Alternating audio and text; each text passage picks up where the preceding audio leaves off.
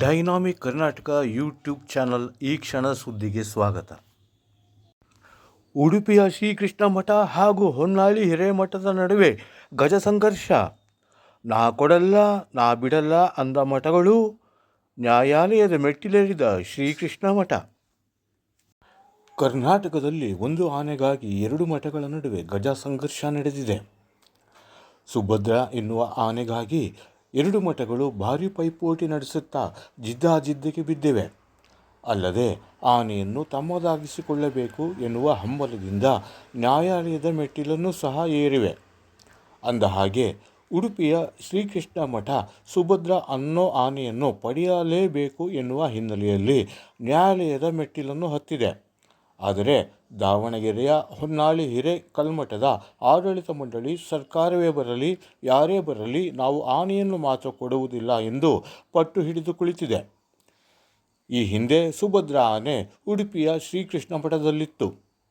ಅಲ್ಲದೆ ಅನಾರೋಗ್ಯಕ್ಕೆ ಒಳಗಾಗಿತ್ತು. ಆ ಸಂದರ್ಭದಲ್ಲಿ ಶ್ರೀಕೃಷ್ಣ ಮಠದ ಆಡಳಿತ ಮಂಡಳಿ ಆನೆಯನ್ನು ಸಕ್ರೆಬೈಲು ಬಿಡಾರಕ್ಕೆ ಬಿಟ್ಟಿತ್ತು.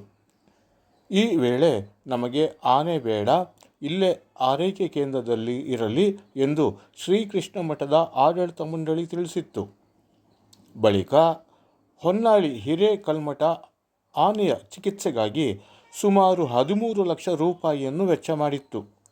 ಜತೆಗೆ ಸುಭದ್ರ ಆನೆಯನ್ನು ತನ್ನ ಸುಪರ್ದಿಗೆ ತೆಗೆದುಕೊಂಡಿತ್ತು. ಆದರೆ ಇದೀಗ ಆ ಆನೆ ತನಗೇ ಬೇಕು ಎಂದು ಶ್ರೀಕೃಷ್ಣ ಮಠ 7 ವರ್ಷಗಳ ನಂತರ ಹೋರಾಟ ನಡೆಸುತ್ತಿದೆ. ಅಲ್ಲದೆ ರಾಜ್ಯ ಸರ್ಕಾರದಿಂದಲೂ ಸಹ ಆದೇಶವನ್ನು ಮಾಡಿಸಿದೆ. ಆದರೆ ಹೊನ್ನಾಳಿ ಹಿರೇಕಲ್ಮಠದ ಆಡಳಿತ ಮಂಡಳಿ ಮಾತ್ರ ಆ ಆನೆಯನ್ನು ಬಿಟ್ಟುಕೊಡಲು ಸಹಮತ ವ್ಯಕ್ತಪಡಿಸಿಲ್ಲ. ಅಲ್ಲಿನ ಭಕ್ತಾದಿಗಳು ಕೂಡ ಇದಕ್ಕೆ ತೀವ್ರ ವಿರೋಧ ವ್ಯಕ್ತಪಡಿಸಿದ್ದಾರೆ. ಯಾವುದೇ ಕಾರಣಕ್ಕೂ ನಾವು ಆನೆಯನ್ನು ಬಿಟ್ಟುಕೊಡುವುದಿಲ್ಲ ಎಂದು ಅವರು ತಿಳಿಸಿದ್ದಾರೆ. ಸರ್ಕಾರವೇ ಬರಲಿ ಅಥವಾ ಯಾರೇ ಬರಲಿ ನಾವು ಆನೆಯನ್ನು ಮಾತ್ರ ನಿಮಗೆ ಕೊಡುವುದಿಲ್ಲ ಎಂದು ಹಿರೇಕಲ್ಮಠ ಆಡಳಿತ ಮಂಡಳಿ ಪಟ್ಟು ಹಿಡಿದಿದೆ. ಒಟ್ಟಾರೆ ಈಗ ಉಡುಪಿಯ ಶ್ರೀಕೃಷ್ಣ ಮಠ ಹಾಗೂ ಹೊನ್ನಾಳಿಯ ಹಿರೇಕಲ್ಮಠದ ನಡುವೆ ಗಜ ಸಂಘರ್ಷ ಏರ್ಪಟ್ಟಿದೆ. ಆದರೆ ಈ ಗಜ ಸಂಘರ್ಷದಲ್ಲಿ ಯಾರು ಗೆಲುವು ಸಾಧಿಸುತ್ತಾರೆ ಎನ್ನುವುದು ಕೂಡ ಯಕ್ಷಪ್ರಶ್ನೆಯಾಗಿದೆ. ಆದರೆ ಇಲ್ಲಿ ಮಾತ್ರ ಆನೆಯನ್ನು ಉತ್ತಮ ರೀತಿಯಲ್ಲಿ ಸಾಕಣೆ ಮಾಡಿದ್ದು ಭಕ್ತರಿಗೂ ಕೂಡ ಈ ಆನೆ ಮೆಚ್ಚುಗೆಯಾಗಿದೆ.